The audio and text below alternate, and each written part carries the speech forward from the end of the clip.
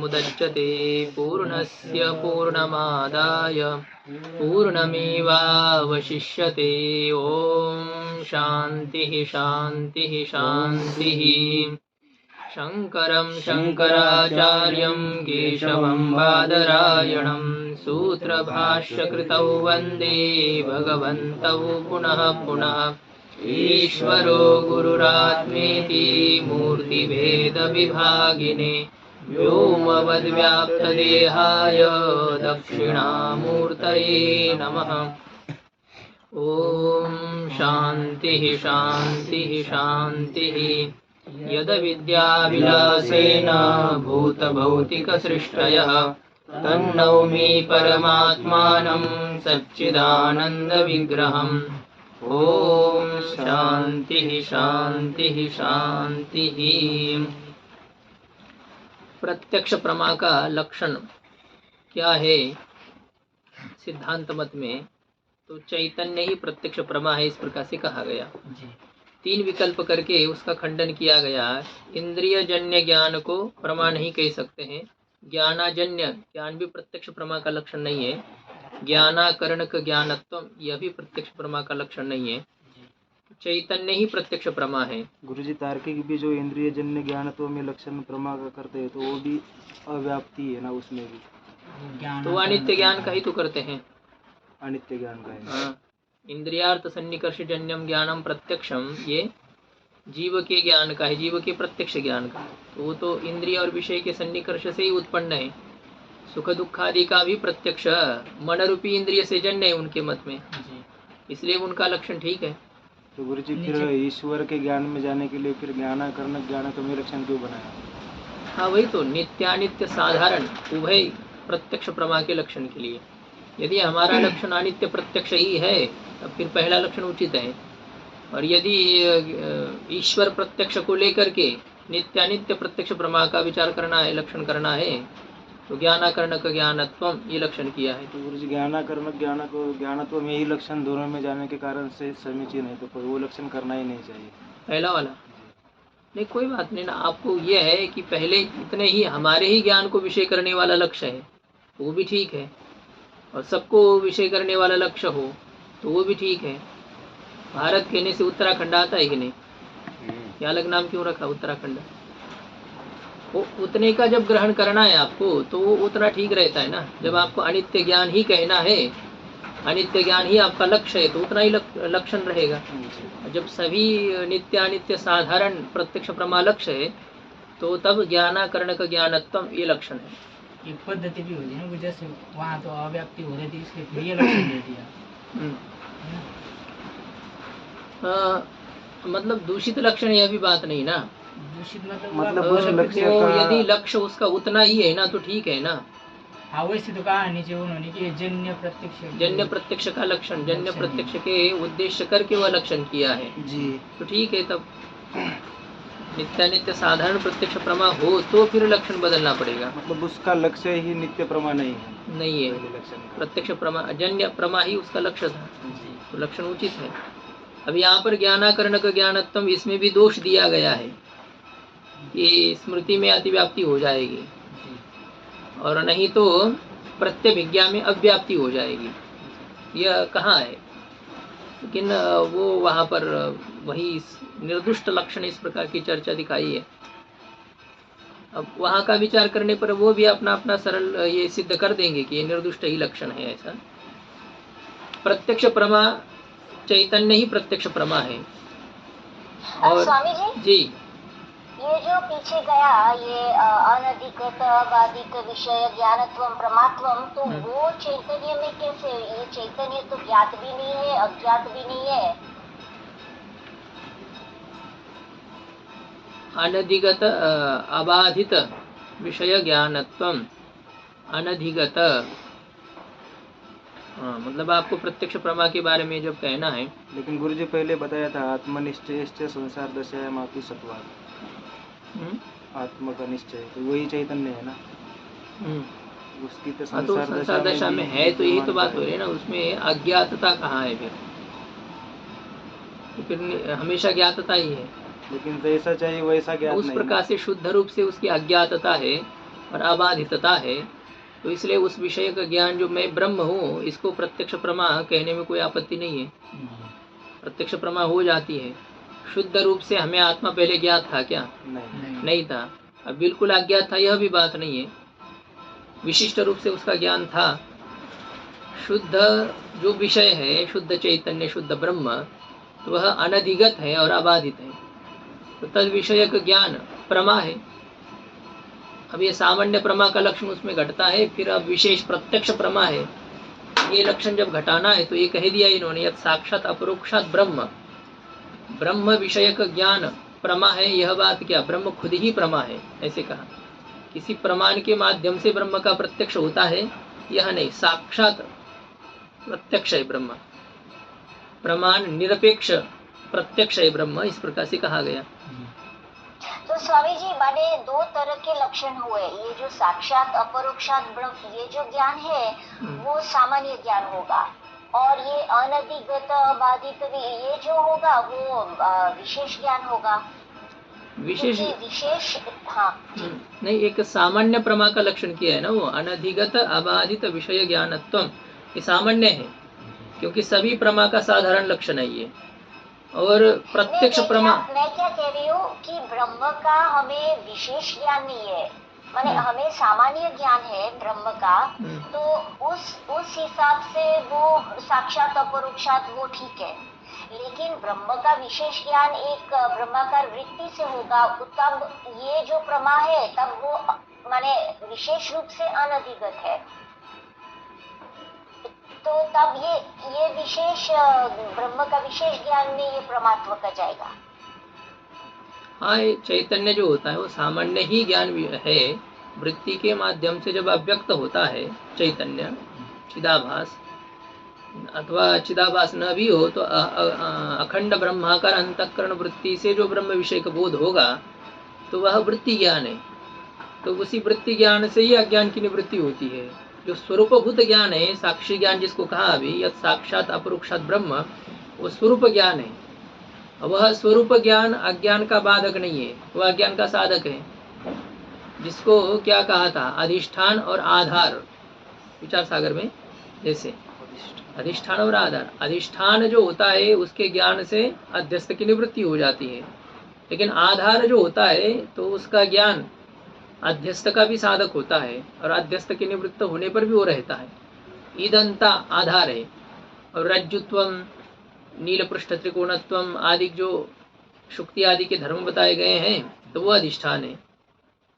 ये ठीक है, साक्षात अपरोक्षात ब्रह्म, ये जो ब्रह्म का स्वरूपभूत बोध कहा जा रहा है तो वह सामान्य है, लेकिन अब उसके ऊपर चर्चा नहीं चल रही हमारी।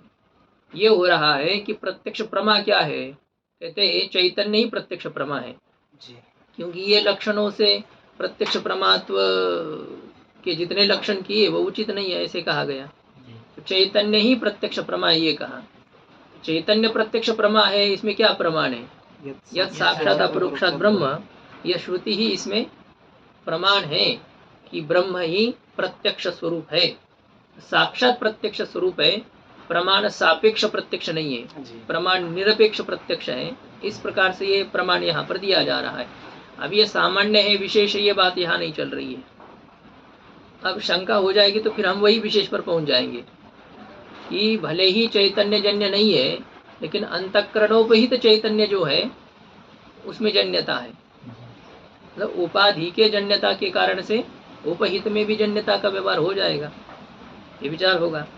क्योंकि देखा था हमने कि यदि चैतन्य ही प्रमा है तो चैतन्य तो नित्य है, अजन्य है, तो चैतन्य का कोई करण हो सकता है क्या? नहीं, चैतन्य का कोई करण नहीं है, तो चक्षुरादि में कारणता न होने के कारण से प्रमाणत्व कैसे है, चक्षुरादि प्रमाण कैसे बनेंगे? इस प्रकार की शंका हो गई थी।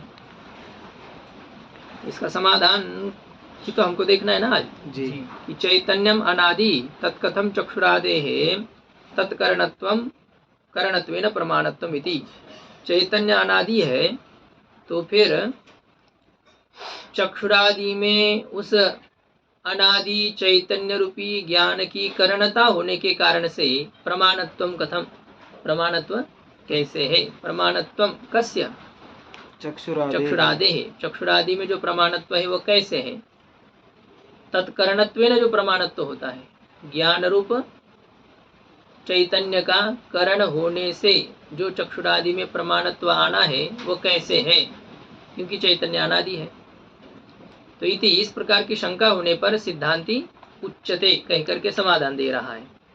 टीका में देखिए, तो गुरुजी फिर चक्षुरादि को तो उसका करण कह भी नहीं सकते, क्योंकि वो तो साक्षात अपरोक्ष है ना। यही तो कह रहे हैं ना, चक्षुरादि का कोई करण उसका होगा नहीं। जी। तो कोई करण नहीं होगा तो फिर प्रत्यक्ष प्रमाण कोई सिद्ध ही नहीं होगा, क्योंकि प्रत्यक्ष प्रमाण नित्य चैतन्य है, अनादि चैतन्य है। तो प्रत्यक्ष प्रमा का कोई करण नहीं है, ये मानना पड़ेगा। बाकी प्रमाओं का भले ही करण हो जाए, लेकिन प्रत्यक्ष प्रमाण की सिद्धि नहीं हो पाएगी, इस प्रकार की शंका है।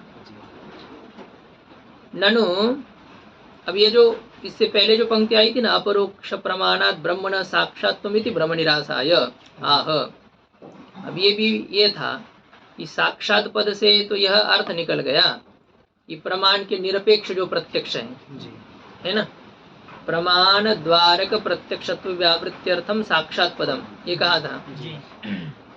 तो प्रमाण निरपेक्ष ब्रह्म प्रत्यक्ष है, इसके लिए साक्षात पद दिया। लेकिन अब जो अपरोक्ष पद दिया है उसका क्या प्रयोजन है?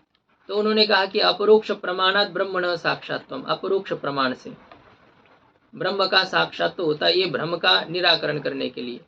अब बात तो एक ही चल रही है ना कि प्रमाण के द्वारा प्रत्यक्ष अथवा प्रत्यक्ष प्रमाण के द्वारा प्रत्यक्ष। तो प्रत्यक्ष प्रमाण के द्वारा प्रत्यक्ष का वारण कहो, चाहे प्रमाण के द्वारा प्रत्यक्षता का वारण कहो, बात एक ही हो रही है ना। हाँ, ये आप समझ सकते हैं कि सामान्य प्रमाण के द्वारा भी प्रत्यक्ष होता है और प्रत्यक्ष प्रमाण के द्वारा भी प्रत्यक्ष होता है। प्रत्यक्षेतर प्रमाण के द्वारा भी कभी कभी प्रत्यक्ष हो जाता है, शब्द प्रमाण से भी प्रत्यक्ष होता है, अनुपलब्धि प्रमाण से भी अभाव का प्रत्यक्ष होता है। तो इसलिए प्रत्यक्ष प्रमा के 5 ही करण हैं, चक्षुरादि की इंद्रिय, यह बात नहीं है। शब्द प्रमाण भी प्रत्यक्ष प्रमा का करण होता है, अनुपलब्धि प्रमाण भी प्रत्यक्ष प्रमा का करण होता है, हमेशा न हो भले ही होता है। तो ये सामान्य प्रमाण के द्वारा प्रत्यक्षता का वारण करने के लिए साक्षात पद दिया, और प्रत्यक्ष प्रमाण के द्वारा प्रत्यक्षता का वारण करने के लिए अपरोक्ष पद दिया, जो खुद ही अपरोक्ष स्वरूप है। अथवा टीका में इस प्रकार से आया है कि अपरोक्ष प्रमाण का अर्थ किया उन्होंने मन रूपी अपरोक्ष प्रमाण। मन रूपी जो प्रत्यक्ष प्रमाण है, उस प्रत्यक्ष प्रमाण के द्वारा ब्रह्म का साक्षात्कार होता है, इसका वारण करने के लिए, ये भ्रम का वारण करने के लिए अपरोक्ष ऐसे पद दिया है। ठीक है, बाहरी इंद्रिय से ब्रह्म का प्रत्यक्ष भले ही ना हो, लेकिन मन रूपी इंद्रिय से ब्रह्म का प्रत्यक्ष होता है, इसका वारण करने के लिए अपरोक्ष ऐसा पद दिया गया है। मन तो इंद्रिय है ही नहीं ना। इंद्रिय प्रत्यक्ष प्रमाणत्व के लिए इंद्रिय चाहिए, ये बात नहीं है यहाँ पर। अभी नैयायिकों के अनुसार प्रत्यक्ष प्रमा का करण स्वरूप इंद्रियों को प्रमाण नहीं कहना यहाँ पर। वहाँ प्रत्यक्ष प्रमा का करण इंद्रिया होती है, यहाँ इंद्रिय से अतिरिक्त से भी प्रत्यक्ष प्रमा हो जाती है। इसलिए मन से ब्रह्म का प्रत्यक्ष हो जाए तो मन इंद्रिया नहीं है तो उससे प्रत्यक्ष कैसे होगा, ये बात नहीं है। इंद्रिया ही प्रत्यक्ष प्रमाण है, ऐसी कोई बात नहीं है। या तो अंतःकरण वृत्ति को ही प्रत्यक्ष प्रमाण कहा जाएगा। अभी तो मन इंद्रिय हो चाहे न हो, मन से ब्रह्म का प्रत्यक्ष होता है, इस भ्रम का वारण करने के लिए। यतो वाचो निवर्तन्ते अप्राप्य मनसा सह, मन ब्रह्म को विषय नहीं कर पाता है। मनसो मनो यद वाचो ह वाचम चक्षुषश्चक्षु, जो आया इसमें तीन उपनिषद में, तो उन मन आदि मन रूप प्रमाण के द्वारा भी ब्रह्म का प्रत्यक्ष नहीं होता है, या ब्रह्म का प्रत्यक्ष होता है, ये जो भ्रम है इसका वारण करने के लिए अपरोक्ष पद दिया। ठीक, आगे शंका हो रही पूर्व पक्षी की, ननु चैतन्यस्य अनादित्वेन करणाकांक्ष शून्यत्वात् चक्षुरादेहे तस्य करणत्वेन प्रमाणत्वं कथम इति शंकते। चैतन्यस्य अनादित्वेन, चैतन्य में अनादिता होने के कारण से। चैतन्य अनादि है, अजन्य है, और इसलिए अजन्य चैतन्य को करण की आकांक्षा है क्या? नहीं है। करणस्य आकांक्षा करणाकांक्षा, तया शून्य करणाकांक्षा शून्य होना चाहिए ना, फिर तब तो ह्रस्व की कोई बात नहीं उठेगी ना। जब ये हो गौण हो तो गो स्त्री और उपसर्जन से सूत्र लगेगा, वो हो जाएगा। इसमें ह्रस्व हो जाएगा।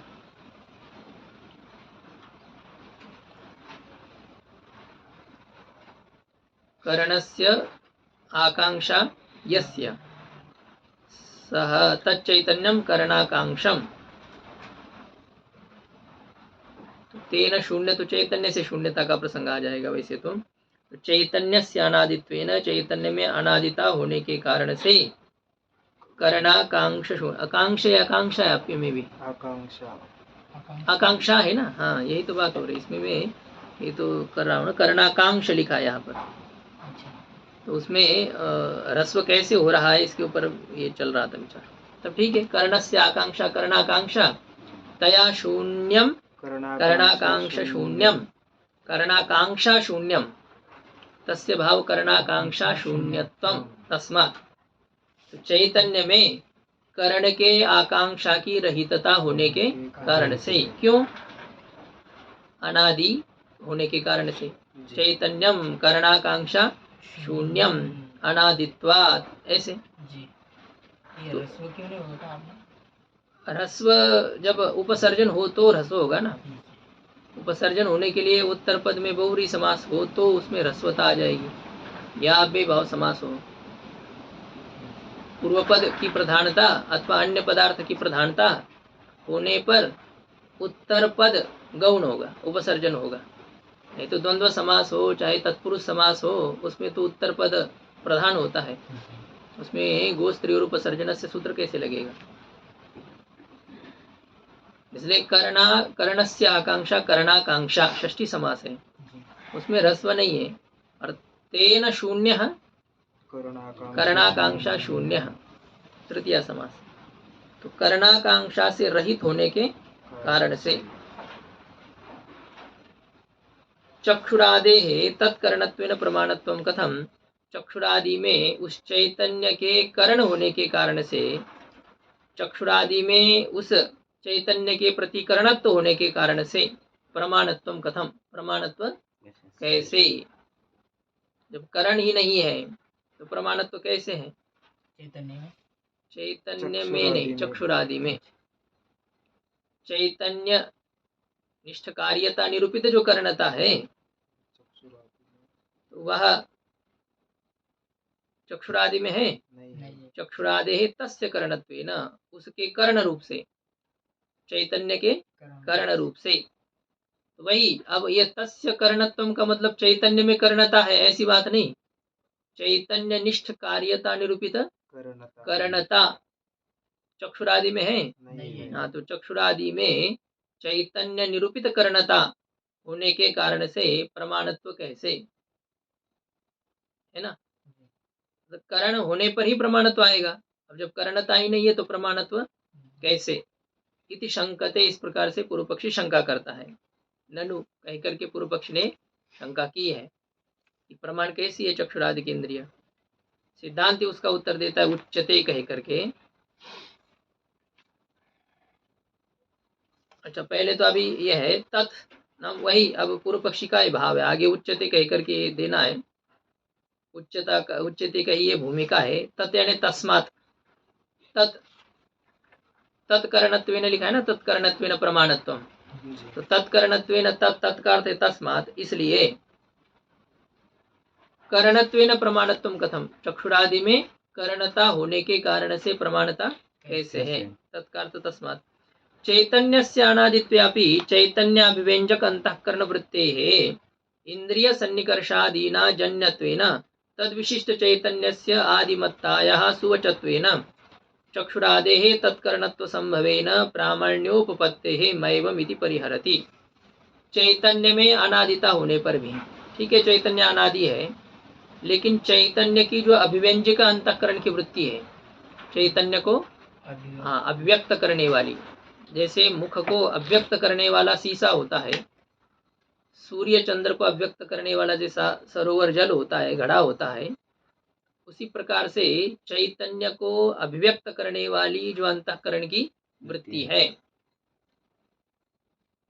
तो उस अंतःकरण वृत्ति में जन्यता है कि नहीं? है। हाँ, वो अंतःकरण की वृत्ति जन्य है। किससे उत्पन्न होती है अंतःकरण की वृत्ति? अंतःकरण से इंद्रिय सन्निकर्ष। ठीक है, अंतःकरण की वृत्ति अंतःकरण से होगी। अंतःकरण वृत्ति का उपादान कारण अंतःकरण है, जी। उसका निमित्त कारण क्या है? इंद्रिय सन्निकर्ष। इंद्रिय सन्निकर्ष आदि के द्वारा वह उत्पन्न होने के कारण से, इंद्रिय है, इंद्रिय का सन्निकर्ष है, तो इनसे अंतःकरण की वृत्ति की उत्पत्ति होने के कारण से तद विशिष्ट चैतन्य से आदिमत्ताया सुवचत्वेन, उस जन्य अंतःकरण वृत्ति से विशिष्ट जो चैतन्य है, जी। उस चैतन्य में भी आदिमत्ता, आदिमतः भाव आदिमत्ता, तो उत्पत्तिमत्व का सुवचत्वेन कथन सरल होने के कारण से, है ना, सुष्ठु कथन हो जाता है उसमें, आदिमत्व का कथन सरल होने के कारण से आदिमत्व है ना? उत्पत्तिमत्व, अच्छा। आदि ही उत्पत्ति ही, आदि अस्य स्थिति आदिमान। जी। तो चैतन्य में अंतःकरण वृत्ति विशिष्ट चैतन्य में आदिमत्व की उत्पत्ति की युक्तता का कथन साधु होने के कारण से, सरल होने के कारण से चक्षुरादे तत्कर्णत्व संभवेन, चक्षुरादि में उसकी कर्णता संभव होने के कारण से, किसकी कर्णता? चैतन्य। अनादि चैतन्य।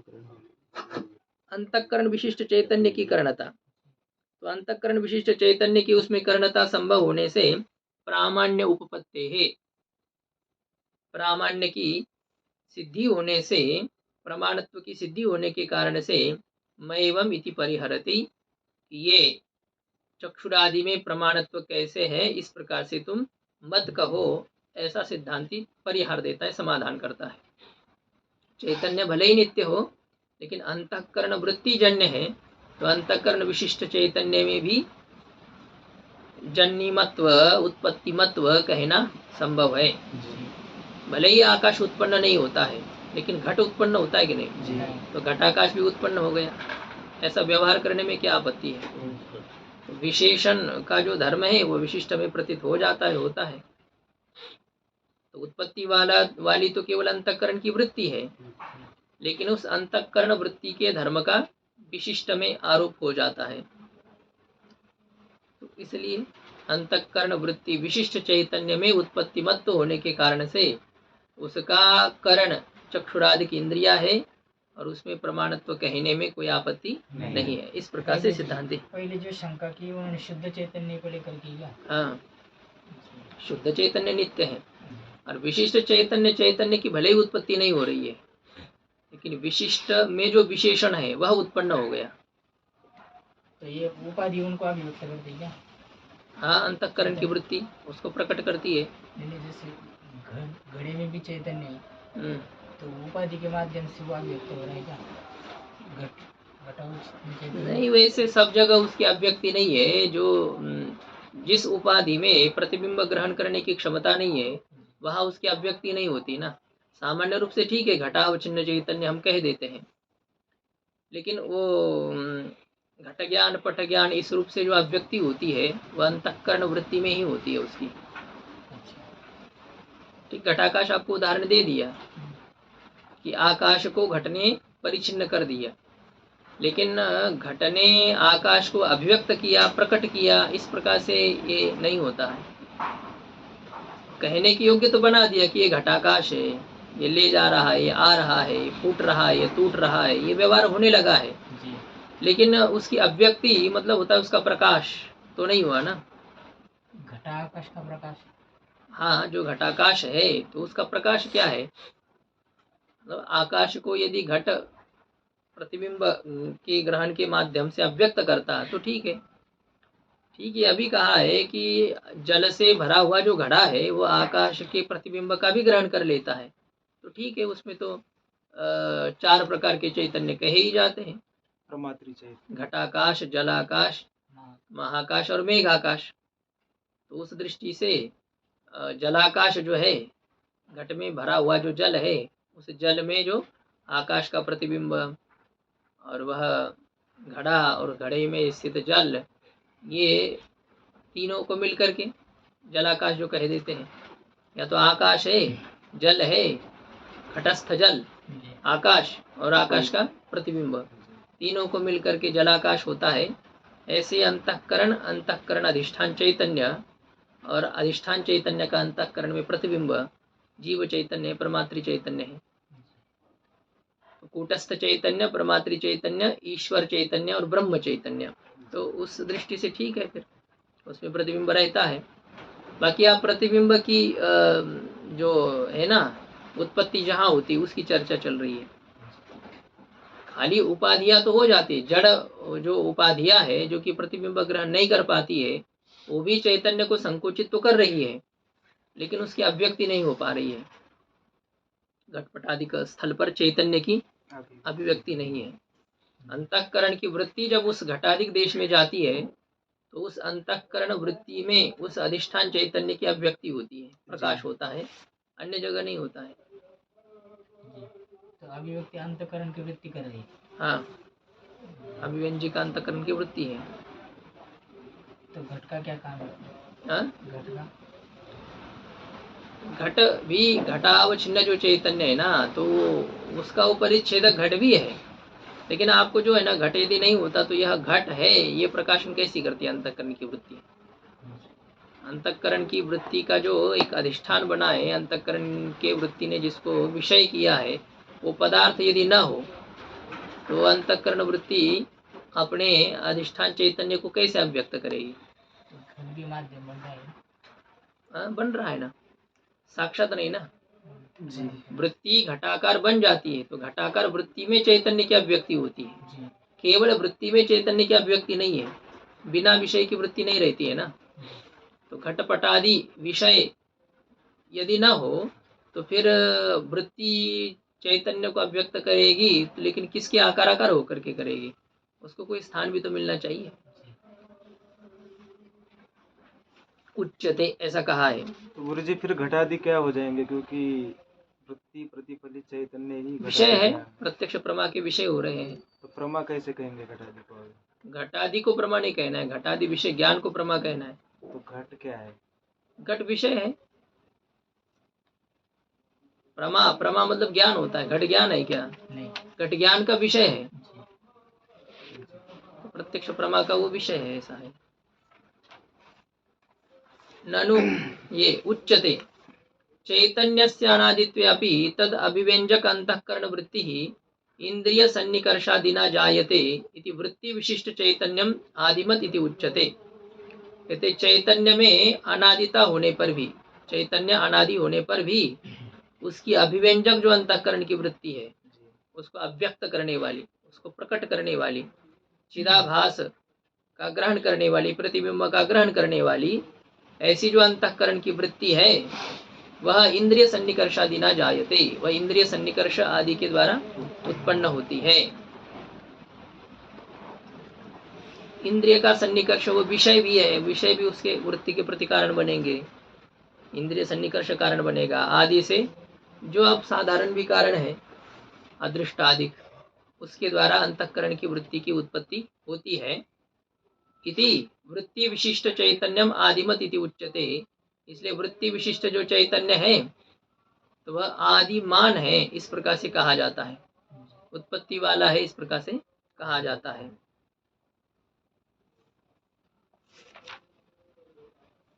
टीका में देखिए,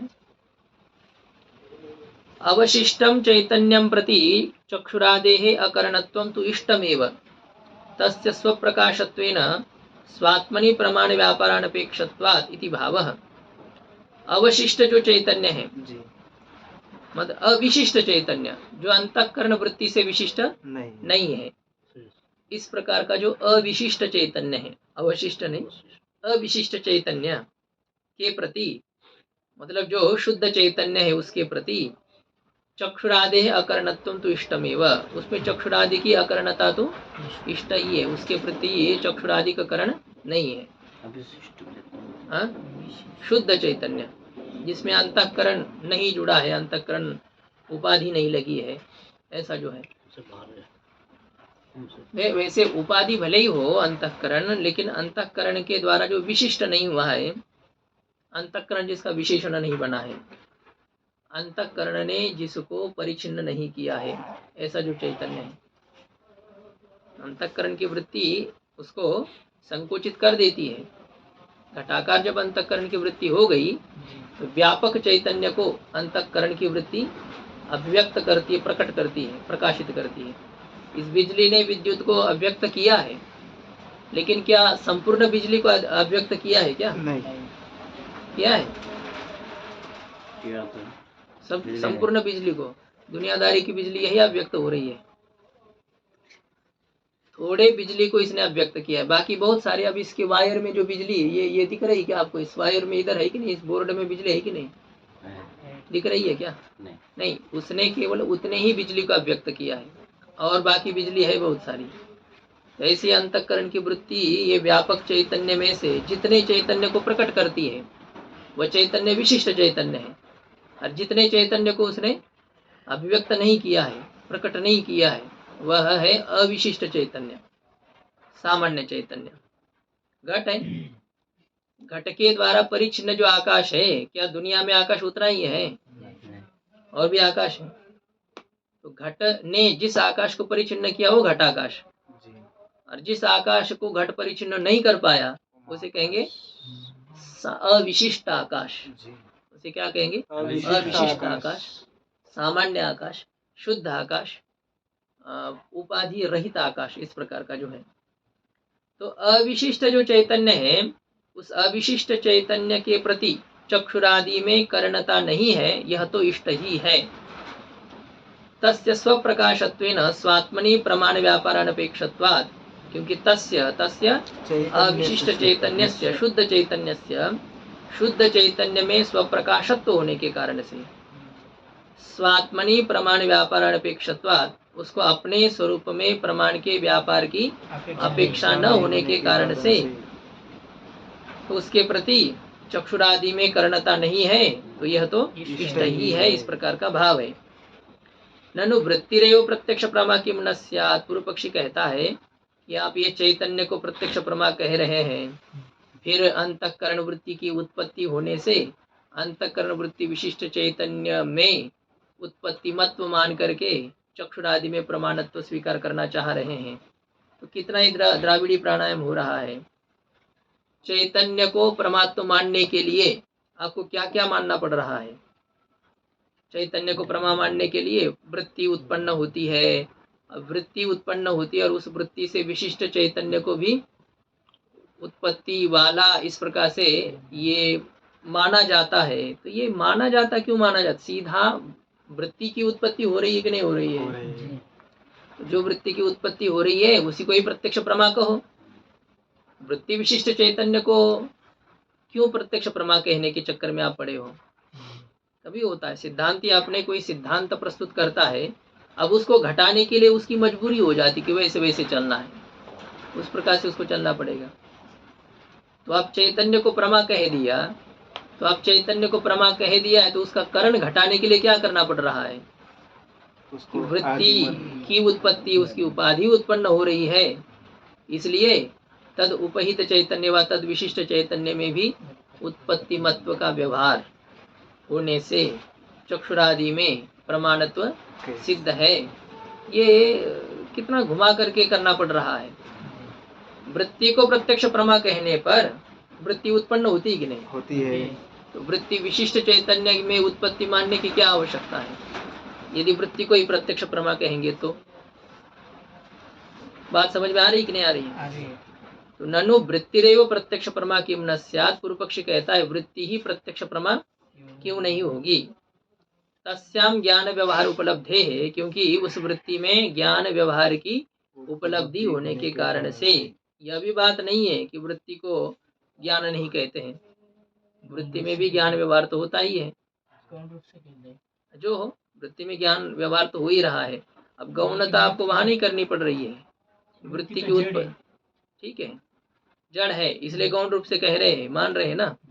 लेकिन चैतन्य को यदि आप ज्ञान कहेंगे तो चैतन्य में उत्पत्ति मत्व मुख्य मान रहे हो क्या? नहीं। वहां नहीं गौणता आप स्वीकार कर रहे हो उत्पत्ति की। यदि वहां उत्पत्ति मत्व गौण है तो ठीक है, यहाँ पर भी ज्ञानत्व गौण है लेकिन ज्ञानत्व है। तो वृत्ति को ही प्रत्यक्ष प्रमा कहने से काम चल सकता है, तो चैतन्य में प्रत्यक्ष प्रमात्व कहने का आग्रह दुराग्रह क्यों कर रहे हो? ऐसा पूर्व पक्षी का ये पूर्व पक्षी की शंका है। ननु वृत्तिरेव प्रत्यक्ष प्रमा किम न स्यात्, वृत्ति ही प्रत्यक्ष प्रमा क्यों नहीं होगी? तस्याम ज्ञान व्यवहार उपलब्धे है, क्योंकि उस वृत्ति में ही ज्ञान व्यवहार की उपलब्धि होने के कारण से। वैसे गुरुजी वृत्ति को एक प्रमाण कहना चाहिए, चक्षुरादि को क्यों कह रहे है? उसमें भी आप प्रमाणत्व वो अभी आगे तो बताएंगे इस बात को, लेकिन पहले प्रसिद्ध जो है चक्षुरादि में कारणता उसी को लेकर के समझा रहे हैं। क्योंकि सीधा वृत्ति तक लेके जाएंगे तो समझना मुश्किल होगा, क्योंकि आपको जो है अभी तक संस्कार न्याय के ही पता है ना, न्याय के ही ये सब है। ये लेखनी दिखती है तो किससे लेखनी का ज्ञान हो गया? चक्षु इंद्रिय से हो गया। कुछ गंध आ रहा है घ्राण इंद्रिय से हुआ, राधे बाबा का भजन चल रहा है श्रोत्र इंद्रिय से हुआ। तो ये ज्ञान जो होता है वो तत्त इंद्रिय से ही होता है। ये हमारा अनुभव है, इसको लेकर के लिख रहे हैं, मुख्य विचार आगे करेंगे। ननु वृत्तिरेव प्रत्यक्ष प्रमा किम न स्यात्, वृत्ति प्रत्यक्ष प्रमा क्यों नहीं होगी? क्योंकि उसमें ज्ञान व्यवहार की उपलब्धि होने के कारण से। वृत्ति में ज्ञान व्यवहार होता है। स्वरूपेण इंद्रिय जन्यत्व उपपत्तिष्ट, और स्वरूप से इंद्रिय जन्यता की भी सिद्धि होने के कारण से।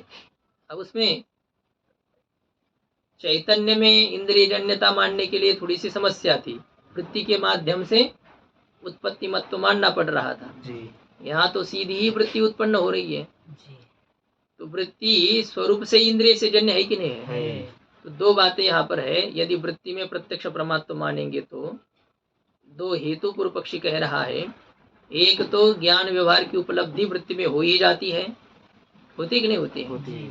और दूसरा हेतु है कि स्वरूप से ही वृत्ति में इंद्रिय जन्यता की सिद्धि होने के कारण से वृत्ति ही प्रत्यक्ष प्रमा क्यों नहीं होगी इत्याशंक्य। इस प्रकार की शंका करके सिद्धांत कहता है कि सत्यम ज्ञान इत्यादि श्रुत्या चैतन्य से मुख्य ज्ञानत्व अवगमात। कहते कि नहीं, वृत्ति में प्रत्यक्ष प्रमात्व कह नहीं सकते हैं। क्यों? क्योंकि सत्यम ज्ञानम अनंतम ब्रह्म इस श्रुति के द्वारा, इत्यादि श्रुतियों के द्वारा चैतन्य से मुख्य ज्ञानत्व अवगमात, चैतन्य में ही मुख्य ज्ञान रूपता का बोध होने के कारण से वृत्ति में प्रत्यक्ष प्रमात्व कह नहीं सकते हैं। दूसरी बात यह है कि वृत्तेष्ट जड़ अंतःकरण धर्मत्वेन जड़त्वात्, वृत्ति जो है वो जड़ अंतःकरण का धर्म है, अंतःकरण का परिणाम है, और अंतःकरण जड़ है। तो जड़ अंतःकरण का परिणाम होने के कारण से वृत्ति में जड़ता है, और जड़ता होने से न तस्याः प्रत्यक्ष प्रमात्वम, उसमें प्रत्यक्ष प्रमात्व नहीं है।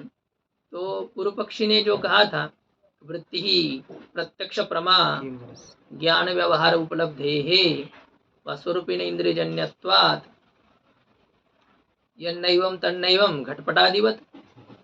घटपट को हम प्रत्यक्ष प्रमा कहते हैं क्या? नहीं कहते ना। अनुमान पूर्व पक्षी ने किया ना, वृत्ति ही प्रत्यक्ष प्रमा, वृत्ति ही प्रत्यक्ष प्रमा है। क्यों? ज्ञान व्यवहार उपलब्धे है स्वरूपेण इंद्रियजन्य अथवा स्वरूपेण इंद्रियजन्यत्वात्। अब उसमें अन्वय दृष्टांत कौन सा देंगे? कोई भी नहीं। हाँ, तो व्यतिरिक्त दृष्टांत देंगे कि जो प्रत्यक्ष प्रमा नहीं है, जिसमें प्रत्यक्ष प्रमात्व नहीं है जी, उसमें ज्ञान व्यवहार की उपलब्धि भी नहीं होती है। वह स्वरूप से इंद्रिय जन्य नहीं है। या तो आकाश दे दो, क्योंकि इंद्रिय जन्यता तो घट में भी आ जाएगी, है कि नहीं? हाँ, ज्ञान व्यवहार की उपलब्धि तो नहीं है घटादि में, पहले हेतु का अभाव तो घटादि में मिल जाएगा, लेकिन स्वरूप से इंद्रिय जन्यता की बात जो है वो घटादि में नहीं घटेगी, तो आकाश आदि है। इंद्रिय जन्य जो वृत्ति को कह रहे गुरु जी, इंद्रिय माध्यम बन रहा है इसलिए कह रहे। हाँ, वो तो निमित्त कारण तो हो गई ना, अंतःकरण का परिणाम तो जन्य है ना, अंतःकरण जन्य नहीं है। अंतःकरण का जो घटाकार परिणाम है वो चक्षु से जन्य है कि नहीं, तो वही तो वृत्ति है। वृत्ति स्वरूप से ही इंद्रिय जन्य है, अंतःकरण की उत्पत्ति की बात नहीं चल रही है।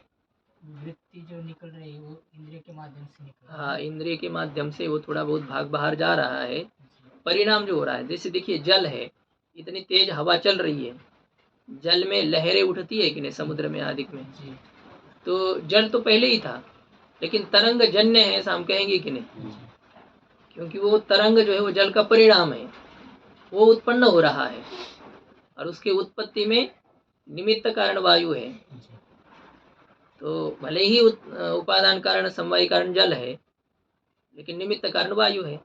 ऐसे ही घटाकार पटाकार अंतःकरण वृत्ति का निमित्त कारण कौन है, इंद्रिय। इंद्रिय है, तो इंद्रिय जन्य तो है। जी ये जरूरी नहीं है ना कि कारण उपादान कारण ही होना चाहिए, निमित्त कारण भी कारण है।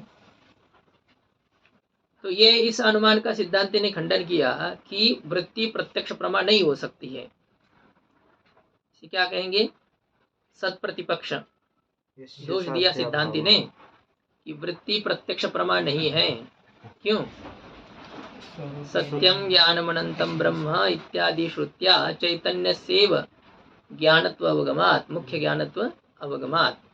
वृत्ति प्रत्यक्ष प्रमा नहीं है, क्योंकि श्रुति में चैतन्य में ही मुख्य ज्ञानत्व का बोध होने के कारण से, श्रुति के द्वारा चैतन्य में ही मुख्य ज्ञानत्व का बोध होने से। और दूसरी बात यह है कि अंतःकरण वृत्ति में जड़ता होने के कारण से। जी ज्ञान जो है वो जड़ नहीं ना, नहीं। ज्ञान का मतलब चेतन होता है, जी। प्रकाश होता है, वो जड़ नहीं है। तो वृत्ति में तो जड़ता है, इसलिए वृत्ति में प्रत्यक्ष प्रमात्व है नहीं है, प्रत्यक्ष प्रमात्व नहीं है।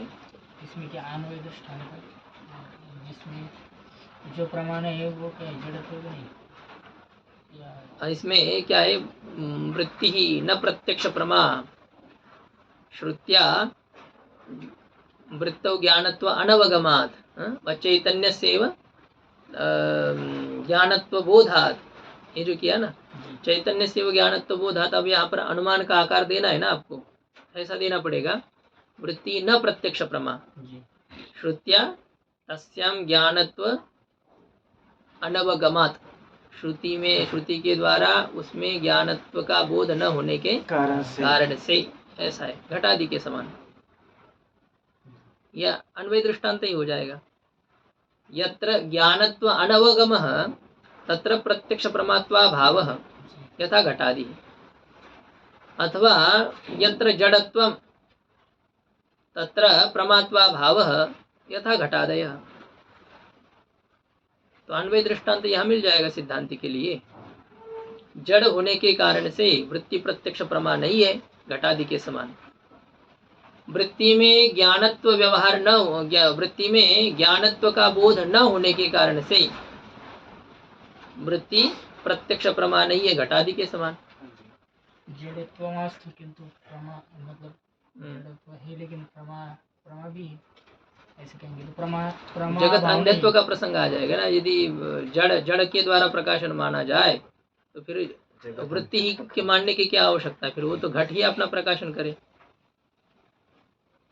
प्रत्यक्ष प्रमा भाव मास्तु जड़त्वम अस्तु, ये घटादि जड़ हो या वृत्ति जो है वो जड़ हो, लेकिन उसमें प्रत्यक्ष प्रमात्व का भाव ना हो, ये यदि करेंगे तब तो ठीक है। फिर प्रकाश करने के लिए बिजली क्यों जलाई आपने, जड़ पदार्थ तो दुनियादारी के पड़े थे आपके पास में, ये ग्रंथ ही था, ये टेबल था, यही प्रकाश कर देता, तो उसकी क्या जरूरत पड़ती है। मतलब वो चेतन, ये नहीं हम कह रहे, जो है जड़ के द्वारा प्रकाशन नहीं होता है, चेतन के द्वारा प्रकाशन होता है। ये जो प्रकाशन है ये इस प्रकाश की बात नहीं हो रही है। ये प्रकाश तो आपको अंधकार को हटाने का कार्य कर रहा है, लेकिन ये प्रकाश अंधे को ज्ञान करा सकता है क्या? नहीं, वो एक ज्ञान अलग है, चेतन स्वरूप ज्ञान अलग होता है, ये जड़ ज्ञान अलग है, जड़ प्रकाश अलग है। तो जो जड़ है तो वह प्रत्यक्ष प्रमा हो सकता है, ऐसा कोई दृष्टांत नहीं मिलेगा आपको, कि जड़त्व रहे और उसमें प्रत्यक्ष प्रमात्व का अभाव न रहे, अर्थात तो प्रत्यक्ष प्रमा हो जाए, तो ये यदि आप इस प्रकार से विचार शंका करेंगे तो फिर तो ये होगा ना कि लेखनी आदि के सभी पदार्थों में जड़ता है और प्रत्यक्ष प्रमात्व है, यह माना जाए तो वृत्ति की क्या आवश्यकता है, आँख खोलने की क्या आवश्यकता है, जड़ तो वैसी है, वो वैसे उसमें प्रत्यक्ष प्रमात्व मानना पड़ेगा। यत्र यत्र जड़त्वम तत्र तत्र प्रत्यक्ष प्रमात्वम, कितना अति प्रसंग हो जाएगा। जो जड़ है वो प्रत्यक्ष प्रमा है, तो इंद्रिय के द्वारा देखने की कोई जरूरत नहीं। यहाँ से आपको बर्फ का ज्ञान होना चाहिए, बर्फ गिर रही है ऊपर, गिर रही कि नहीं गिर रही है, हाँ गिर रही, तो ये आपको ज्ञान होना चाहिए। ऐसे तो होता है कि ज्ञान लक्षण सन्निकर्ष, क्या ज्ञान लक्षण सन्निकर्ष कहा, वहां पर आप कभी देखे हो और वही भी है, अनुमान कर रहे हो आप, ये ठीक है, और हमें तो अनुमान ही कर रहे हैं, तो अनुमान से ही ज्ञान होना है। यत्र यत्र जड़त्वम तत्र तत्र प्रत्यक्ष प्रमात्वम, तो जड़त्व होने से अनुमिति ज्ञान भले ही कर सकते आप, जैसे आपने अभी अभी आपको बताया कि यहाँ इतनी शीतलता है, ठंडी है, जरूर ऊपर बर्फ बारिश हो चुकी है जी, अनुमान किया आपने, क्या जड़त्व हेतु से आप उसकी प्रत्यक्षता का अनुमान कर सकते हो क्या? नहीं। वो बर्फ प्रत्यक्ष है हमारे लिए, क्यों? क्योंकि जड़ है, जो जड़ है वो प्रत्यक्ष है। यह बात उचित बनती है क्या? जड़ है तो कुछ भी दिखने लग जाए फिर, तो यह नहीं है। यत्र यत्र जड़त्वम तत्र तत्र प्रत्यक्ष प्रमात्वम, यह बात नहीं है, उल्टी व्याप्ति हो रही है। यत्र चेतनत्वम तत्र प्रत्यक्ष प्रमात्वम, जड़ में नहीं है प्रत्यक्ष प्रमात्व, न तस्या प्रत्यक्ष प्रमात्वम, वृत्ति में प्रत्यक्ष प्रमात्व नहीं है। तो फिर वृत्ति को ज्ञान ज्ञान क्यों कहते हैं? कहते अपितु तस्याम चैतन्य रूप ज्ञानावच्छेदकत्वात् तत्व उपचारः, वृत्ति में चैतन्य रूप ज्ञान की परिच्छेदकता होने के कारण से, वृत्ति में ज्ञान चैतन्य रूप ज्ञान की उपाधिता होने के कारण से, उपाधि परिच्छेदक होती है ना, व्यावर्तक होती है, तो चैतन्य रूप ज्ञान की व्यावर्तकता, परिच्छेदकता, संकोचकता होने के कारण से तत्व उपचार, ज्ञानत्व का गौण प्रयोग होता है वृत्ति में। इति आशयेनाह, इस प्रकार से सिद्धांती कहता है कि ठीक है, तुमने जो हेतु दिया था वृत्तौ ज्ञानत्व उपलब्धे है, तो वह श्रुति के द्वारा मुख्य रूप से नहीं है, गौण है। ज्ञानावच्छेदकत्वाच्च वृत्तौ ज्ञानत्वोपचारः, मूल में कहा कि ज्ञान का परिच्छेदक होने से, ज्ञान का अभिव्यंजक होने के कारण से वृत्ति में ज्ञानत्व का गौण प्रयोग होता है, उपचार प्रयोग होता है। क्या इसमें कोई प्रमाण है आचार्य का? बोले तदुक्तम विवरण, विवरण में वह बात कही है कि अंतःकरण वृत्तौ ज्ञानत्व उपचारात, अंतःकरण वृत्ति में ज्ञानत्व का गौण प्रयोग होने के कारण से, इस प्रकार से ये वृत्ति में मुख्य ज्ञानत्व नहीं है। टीका में ननु इदम केन आचार्येण उक्तम इति आकांक्षायामाह, कहते ये किस आचार्य ने कहा है वृत्ति को ज्ञान, किस आचार्य ने कहा है, गौण रूप से भी क्यों न हो। बहुत बड़े आचार्य ने कहा है, भाष्यकार भगवान के पीछे पीछे बहुत बड़े आचार्य है, विवरणकार प्रकाशात्मा मुनि, इन्होंने यह बात कही है। पंचपादिका की जो व्याख्या है, विवरण सुरेश्वरा नहीं, पद्मपादाचार्य जी के द्वारा जो पंचपादिका ग्रंथ लिखा गया है ब्रह्मसूत्र पर, जो व्याख्या है, तो उसके टीकाकार है विवरण नामक टीकाकार प्रकाशात्मा यति, तो उन आचार्यों ने यह बात कही है। तथा च प्रकाशात्मक संज्ञकैः आचार्यैः विवरणाख्ये ग्रंथे अभिहितत्वात् न अयम अपसिद्धान्तः, कहते प्रकाशात्मक संज्ञा है जिनकी, प्रकाश संज्ञा इतना पर्याप्त था, प्रकाशात्मक, हाँ प्रकाशात्मा ऐसा ना, प्रकाशात्मा मुनि, ठीक है, प्रकाशात्मन ऐसा ही उनका नाम था, केवल प्रकाश नाम नहीं था।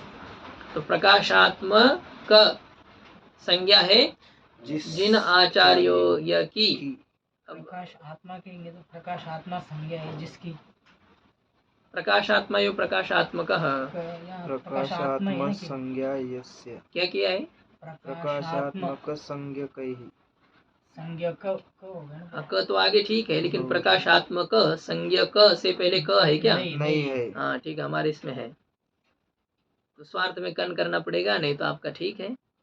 आपका क्या है सुफल बाबा? खोजना पड़ेगा। वो भी हमारे पीछे है। हाँ? प्रकाश आत्मा या अंधारात्मा है? अंधेरात्मा। वही है। हाँ, प्रकाशात्म संज्ञा कहिए। प्रकाश आत्मा नाम है जिनका, ऐसे जो आचार्य हैं, आदरार्थ में बहुवचन किया, जी। ऐसे आचार्य के द्वारा विवरण नामक ग्रंथ में अभिहितत्वात्, विवरण नामक ग्रंथ में कथित होने के कारण से या कथन होने के कारण से न अयम अपसिद्धांत, हमने जो बात कही यह कोई अपसिद्धांत नहीं है। नहीं है। हम बड़े आचार्य का नाम ले रहे हैं, कह रहे हैं आपको, इस प्रकार का भाव है। अब पूर्व पक्षी के द्वारा फिर शंका की जा रही है यहाँ पर कि अंतःकरण के परिणाम को आपने वृत्ति कहा, लेकिन अंतःकरण परिणाम वाला है ही नहीं। ननु अंतःकरणम न परिणामी, अंतःकरण परिणाम वाला नहीं है। अंतःकरण न्याय के शब्दावली में, न्याय के सिद्धांत के अनुसार अंतःकरण का क्या स्वरूप है? अनु मन है। और मन का क्या स्वरूप है? अनु है। सुखादि उपलब्धि उपसाधनम इंद्रियम मन। सुखादि ज्ञान का साधन जो इंद्रिय है जी। से मन कहते हैं। तो वो मन कैसा है? तच्च परमाणु रूपम प्रत्यात्मनीय तत्वात् अनंतम नित्यम च, जो आया तो वो परमाणु रूप है मन। और परमाणु सावयव होते हैं, निर्वय होते हैं? निरवय होते हैं। इसका मतलब अंतःकरण भी निरवयव है। और परिणाम सावयव का होता है या निरवयव का होता है? सावयव का परिणाम होता है। जैसे दूध के अवयव होते हैं, इसलिए दूध के अवयव होने के कारण से दूध का दही रूप में परिणाम होता है, निरवयव का परिणाम नहीं होता है। आकाश का परिणाम नहीं होता है। न्यायमत के अनुसार जो निरवयव हो उसका परिणाम नहीं है। न्यायमत के अनुसार इसका अर्थ ये नहीं कि दूसरे में निरवयव का भी परिणाम होता है। आकाश आदि को निरवयव अन्य शास्त्र में नहीं मानेंगे, वेदांत में जैसे कि। तो अंतःकरण निरवयव है, अवयव रहित है अंतःकरण जी। अंतःकरण सावयव नहीं है। उत्पत्ति वाला जो द्रव्य हो ना, उसे सावयव कहते हैं। जिस द्रव्य की उत्पत्ति हो उस द्रव्य को सावयव कहते हैं। तो बताइए सावयव द्रव्य कितने? सुफल बाबा, सावयव द्रव्य कितने? सादी द्रव्य को सावयव कहेंगे, तो सावयव द्रव्य कितने हैं?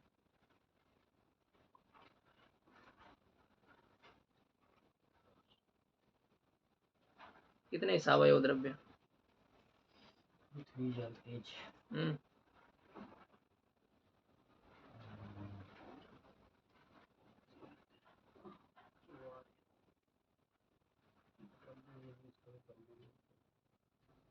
ठंडे में थोड़ी कोई फांसी पर चढ़ाएगा, बोलिए पूरा, बाद में चढ़ाएंगे भले ही हो सके तो।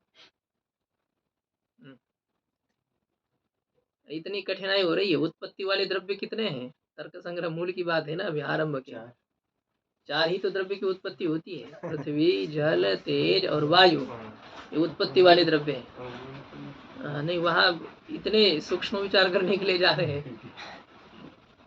परमाणु रूप से सब नित्य है, स्वरूप से अनित्य 4 द्रव्य है ना। घटादि जो पृथ्वी आदि के 4 द्रव्य है, अनित्य द्रव्य है, वो सावयव है। उसमें मन है क्या? नहीं है। मन नित्य द्रव्य है। हाँ, नित्य द्रव्य कितने हैं? 5। कुल 9 द्रव्य हैं। 4 यदि सादी है तो 5 नित्य है। आकाश, काल, दिक्, आत्मा और मन। तो ये 5 द्रव्य सादी नहीं है, इसलिए निरवयव है। और निरवयव यदि है, मतलब अवयव यदि इनके नहीं है, तो इनका परिणाम हो सकता है क्या? नहीं हो सकता है। नैयायिक शंका कर रहा है। ननु, क्योंकि नैयायिक के मत में ज्ञान जो है ना, वो आत्मा का गुण है, वृत्ति विशिष्ट चैतन्य ज्ञान नहीं है उसके मत में। और जो अंतःकरण को ये परिणाम वाला मान रहे हैं, सावयव मान रहे हैं, तो यह उचित नहीं है। सिद्ध नैयायिक उसका खंडन करता है। देखो, अनुमान से अंतःकरणम न परिणामी, अंतःकरण परिणाम वाला नहीं है। क्यों? निरवयवत्वात्, अवयव से रहित होने के कारण से। दृष्टांत क्या है? आकाशवत् और व्याप्ति कैसी बनेगी? यत्र यत्र निरवयवत्वं तत्र तत्र परिणामभावः। परिणामित्वाभावः, तत्र तत्र परिणामित्वाभावः, वह परिणामिता नहीं है। जैसे आकाश, तो अंतःकरण में निरवयवत्व है कि नहीं? तो उसमें परिणामित्व का अभाव है। अंतःकरण परिणाम वाला नहीं है, तो अंतःकरण के परिणाम को वृत्ति कह करके उस वृत्ति विशिष्ट चैतन्य को ज्ञान कहना कहाँ तक ठीक है? तो ये अनुमान होने के कारण से अंतःकरणस्य परिणामात्मिकायाः वृत्ति असंभवेन, अंतःकरण की परिणाम स्वरूपा वृत्ति की संभावना हो सकती है? नहीं हो सकती। तो वृत्ति का असंभव होने के कारण से तद्वृत्ति विशिष्ट चैतन्यम ज्ञानम इति वक्तुम अशक्यत्वेन, उस वृत्ति से विशिष्ट चैतन्य ही ज्ञान है ऐसा कहना शक्य न होने के कारण से आत्म भिन्नम एवं ज्ञानम, ज्ञान कैसा स्वीकार करना चाहिए? आत्मा से भिन्न, आत्मा का गुण है ज्ञान, आत्म स्वरूप नहीं है ज्ञान, तो आत्मा से भिन्न ही ज्ञान है। और तच्च इंद्रिय जन्यत्वात्, और वह तो इंद्रिय से जन्य होने के कारण से प्रत्यक्ष है। आत्मा भिन्न ज्ञान है, और ज्ञान तो बहुत है, लेकिन जो ज्ञान इंद्रिय से जन्य है, तो इंद्रिय जन्य होने के कारण से उस ज्ञान को प्रत्यक्ष कहते हैं। जो ज्ञान इंद्रिय जन्य न हो उसे परोक्ष कहते हैं। तो वह ज्ञान इंद्रिय से जन्य होने से प्रत्यक्षम इति नैयायिकः शंकते, इस प्रकार से नैयायिक शंका करता है। तो मूल में यह शंका की ननु निरवयवस्य अंतःकरणस्य परिणामात्मिका वृत्ति कथम, निरवयव जो अंतःकरण है उसकी परिणाम स्वरूपा वृत्ति कैसे हो सकती है? इस प्रकार से नैयायिक के द्वारा शंका की गई है।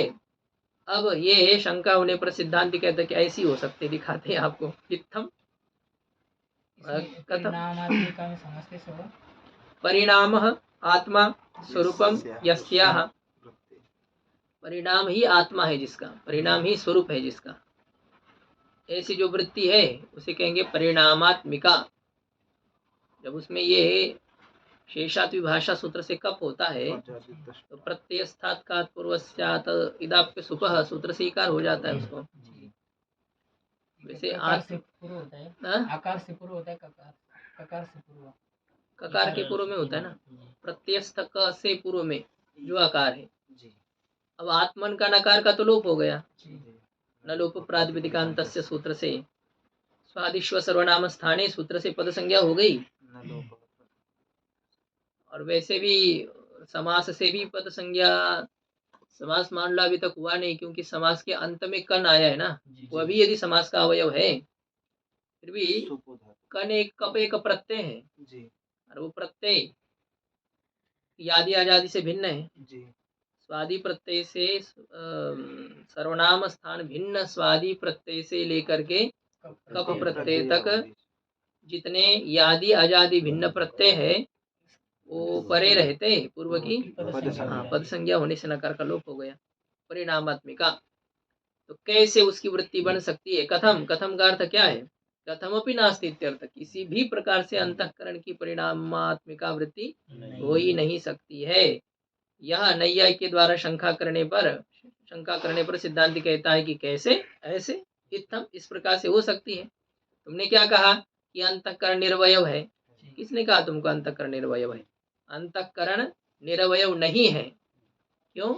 सादी द्रव्य होने के कारण से, और उसमें सादी द्रव्यता होने से सावयवत्व है। अंतःकरण सावयव है, क्यों? सादी द्रव्यत्वात्। अनुमान का आकार कैसे होगा? अंतःकरणम सावयवम, अंतःकरणम सावयवम सादी द्रव्यत्वात् घटादिवत्। तो इस प्रकार से अंतःकरण में सावयवता की सिद्धि हो रही है या निर्वयवता की? और यदि सावयव है तो उसका परिणाम हो जाएगा। अंतःकरणम परिणामी, अंतःकरण परिणाम वाला है, क्यों? सादि द्रव्यत्वात्, और घटादि के समान, इस प्रकार मृदवत मिट्टिका के समान, मिट्टी के समान। ऐसे सिद्धांति आगे उत्तर देगा। ओम पूर्णमदः पूर्णमिदं पूर्णात् पूर्णमुदच्यते पूर्णस्य पूर्णमादाय पूर्णमेवावशिष्यते। ओम शांति शांति शांति।